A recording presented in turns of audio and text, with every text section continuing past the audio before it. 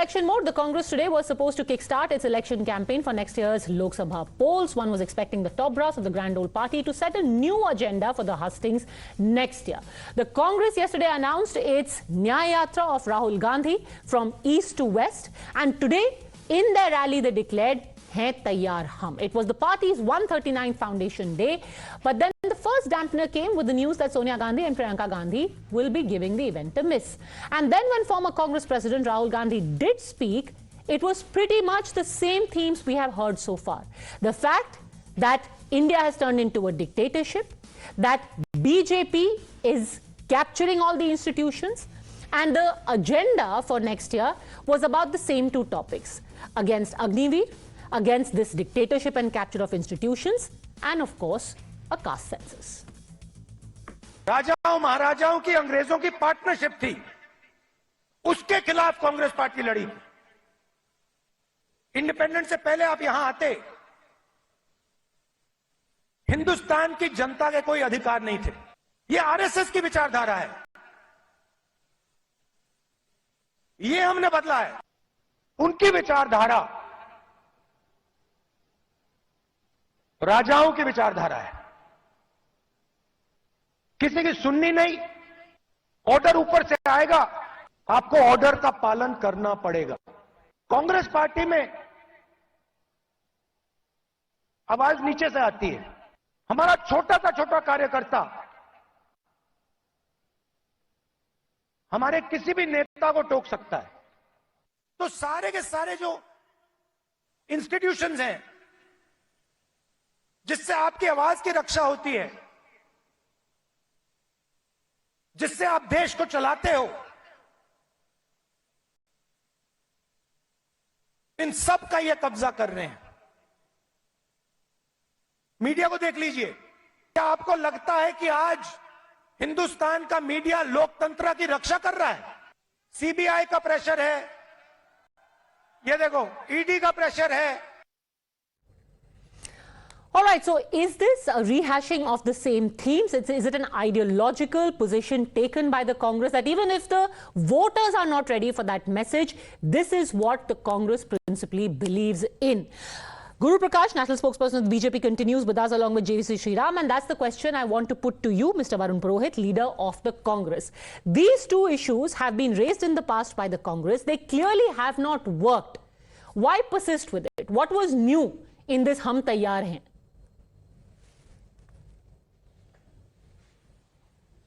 Padmaja ji, there is not इसका कोई question नहीं है ओल्ड और न्यू का। ये जो महंगाई, बेरोजगारी और पूंजीवाद की प्रवर्तक जो सरकार है, ये न्यू, ये ओल्ड कैसे हो गई? ये तो ज्वलंत समस्या है देश की, उस पर राहुल गांधी ने स्ट्रेस दिया है। आप ये देखिए, आज गुरु प्रकाश जी बैठे हैं, विद्वान हैं और यंग हैं, आगे मैं आशा करता हूं और आगे जाएंगे, लेकिन आज इनकी हिम्मत है क्या किसी भी कोई मोदी जी का डिसीजन है उस पर बोलने का गलत? अगर राहुल गांधी का डिसीजन है तो I can speak on that. ये नहीं बोल सकते। ये तो डिफरेंस है। ये डिफरेंस है पुलिसिया पार्टी का, डेमोक्रेटिक पार्टी का डिफरेंस है। इसकी बात राहुल गांधी जी ने की है। और जो कॉन्स्टिट्यूशनल फैब्रिक देश का है उसको जिस हिसाब से डैमेज कर रहे हैं उसकी बात की है। बिल्कुल सबको पता है ये बात। और जहां तक ईडी, सीबीआई सबको पता है, चुनाव आता है तो विपक्षी जो अपोजिशन पार्टीज के लीडर्स हैं उनको हरेस करने के लिए काम करते हैं। अभी तक क्या किया इन्होंने? कुछ नहीं किया, खाली अपोजिशन लीडर्स को डराने का काम किया। और जो इनके साथ आ जाता है, अजीत पवार जैसे जितने भी हैं, वो इनकी पार्टी में आते ही उनके पास कार्रवाई बंद हो जाती है। पूरा देश देख रहा है। Freedom of speech inside the Congress. चलिए Varun ji, tell us two things you don't like about Rahul Gandhi since there is complete freedom of speech in the Congress.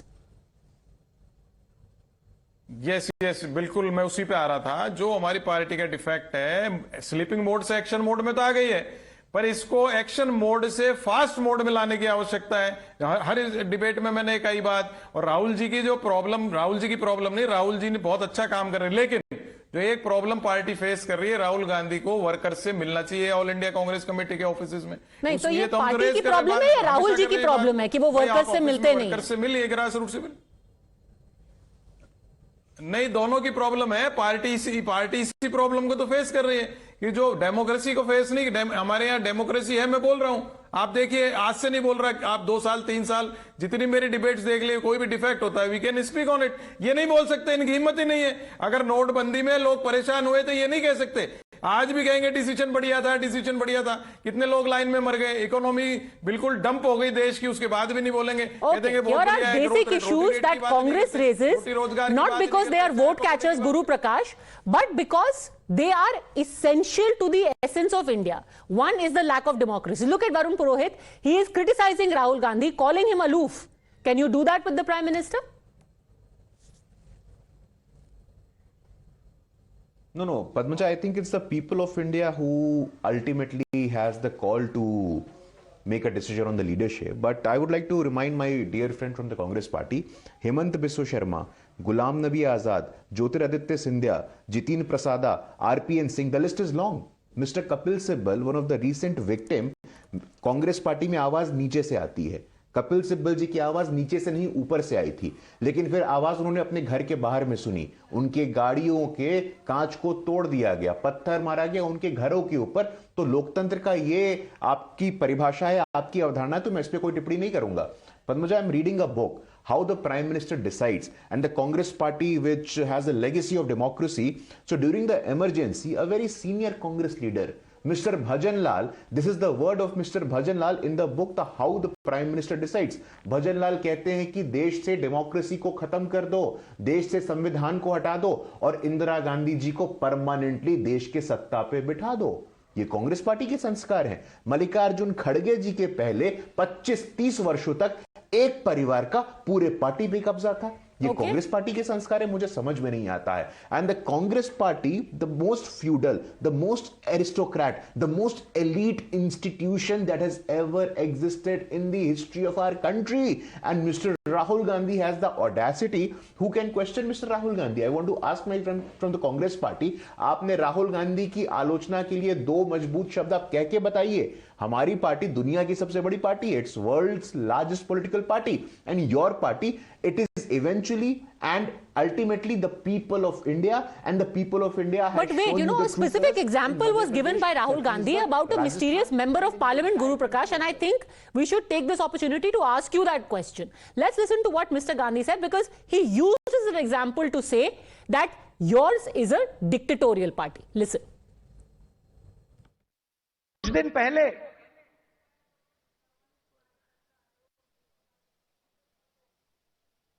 एक बीजेपी का एमपी मुझे लोकसभा में मिला, छुप के मिला मुझसे, कहता है राहुल जी आपसे बात करनी है। मैंने पूछा सब कुछ ठीक है? कहता है नहीं। क्या हुआ? बीजेपी में रहकर सहा नहीं जाता।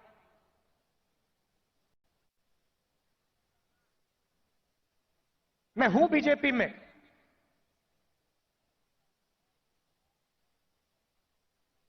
मगर दिल मेरा कांग्रेस में है। कहता है राहुल जी बीजेपी में गुलामी चलती है, जो ऊपर कहा जाता है वो बिना सोचे समझे करना पड़ता है। First Guru Prakash, tell us this, कौन है ये एमपी जिनका दिल कांग्रेस में है और उनके शरीर को आपने दबोच के रखा हुआ है बीजेपी में, और वो चुपके से पार्लियामेंट में भी मिल रहे हैं? पद्मजा, मेरे अंदर भी उतनी ही उत्सुकता है जितनी आपके अंदर है कि ये कौन व्यक्ति है जो राहुल गांधी से हार्ट टू हार्ट हो रहे हैं। But I don't think Rahul Gandhi जी's word should be taken seriously for a person who has repeatedly said कि हमें सत्याग्रह करना है, हमें सत्ता का रास्ता कभी नहीं छोड़ना है। This is mister Rahul Gandhi who has gone on record and said that this morning I woke up at night. तो उनकी बातों को कितने सीरियसली, कितने संवेदनशीलता से लेने की जरूरत है, ये देश की जनता। Okay, let's ask Varun ji. Varun ji, I'm sure it must be, you know, disclosed in Congress inner circles. Who is this MP? And that MP must immediately be made into a CWC member of the Congress. Padmaja जी, अभी गुरु प्रकाश जी कह रहे हैं राहुल गांधी को seriously नहीं लेना चाहिए, तो भाई 24/7 आप राहुल गांधी का नाम जपती सारी बीजेपी। गांधी परिवार का नाम जपती है। अभी इन्होंने इतने सारे नाम गिनाए कांग्रेस नेताओं के, सारे बीजेपी में ले जाते हैं। इनके पास तो लीडरशिप क्वालिटी है ही नहीं। जो फैक्ट्री है लीडरशिप की वो तो कांग्रेस पार्टी है। आपके पास होती तो क्यों जो लेके जाते हैं आप कांग्रेस के। दूसरा मैं कह रहा हूं, अभी इन्होंने बात करी मोदी जी की, भाई एक भी जनता दरबार लगाया क्या 10 साल में, 9.5 साल में? एक बार भी जनता से मिले क्या प्रधानमंत्री? नहीं है इनके पास answer. Who is this beleaguered MP? They are all well-wishers of this MP. Let me speak. Please let me speak. मैं बता रहा हूं, मुझे एक मेंबर ऑफ पार्लियामेंट ने, मुझे काम था, उनको कहा भाई सेंट्रल मिनिस्ट्री को चल के काम करा दो, तो नो ही रिफ्यूज। कहते हैं एमपी जाके डायरेक्ट केंद्र मंत्री से काम नहीं करा सकता, ऐसी डिक्टेटरशिप चल रही है। अब आप क्यों डिस्क्लोज कराना चाह रहे हो एमपी? उनको क्यों पॉलिटिकल कैरियर खराब कराना चाहते हो? आपको पता है डिक्टेटरशिप है। आज ही उस एमपी का नाम डिस्क्लोज कर दोगे तो सुबह तक तो ईडी, सीबीआई, पता नहीं कौन कौन सी एजेंसियां पहुंच जाएंगी। Congress. Don't you have any friends within the BJP? MP was from Rajasthan. MP was from Rajasthan, BJP MP, and he met you and disclosed this. Yes, मेरे को जिस एमपी ने कहा he was from राजस्थान, अब उसको नाम को disclose मत कराओ आप। उसका पॉलिटिकल कैरियर कैसी बेकार डिक्टेटरशिप है कि खुद के एमपीज जो हैं जाकर के अपने घर का सारा डर्टी लिनन वॉश कर रहे हैं कांग्रेस के लीडर्स के सामने, और डिक्टेटरशिप बैठ के मूंगफली खा रही है। This is the worst dictatorship in the world. Dictatorship Padmaja ji, इससे ज्यादा डिक्टेटरशिप क्या होगी?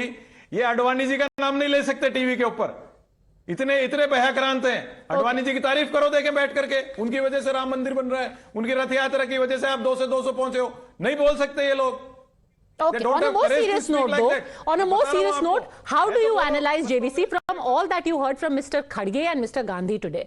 What is going to be the theme of the Congress? Because they're saying hum tayyar hain, but what should India be prepared for from these words that we have heard? Tayyar for what, Badbaja? In fact, I just want to add to the humor. Probably Rahul Gandhi must have had in his dreams somebody from BJP MP coming and saying that's what must have happened today early morning. Now, anyway, coming to the question which you're asking. Just because an individual has been unemployed for 9 years and 7 months, that does not mean that the entire country is going through unemployment. And I've been repeating this for years together, for the last 3 years. He is talking about demonetization. After demonetization, BJP had won in Uttar Pradesh. After demonetization, BJP had won in several states. BJP had won the 2019 battle. Now you are bringing narrative which was extremely old. It's not even, the bottle is also old. The wine is also old. Are they bringing anything into the table? And they're talking about the constitution being destroyed. Come on. The pot cannot call the kettle black. Congress party was the one who brought emergency into this country. And would anyone forget that particular thing? The high-handedness with which they did.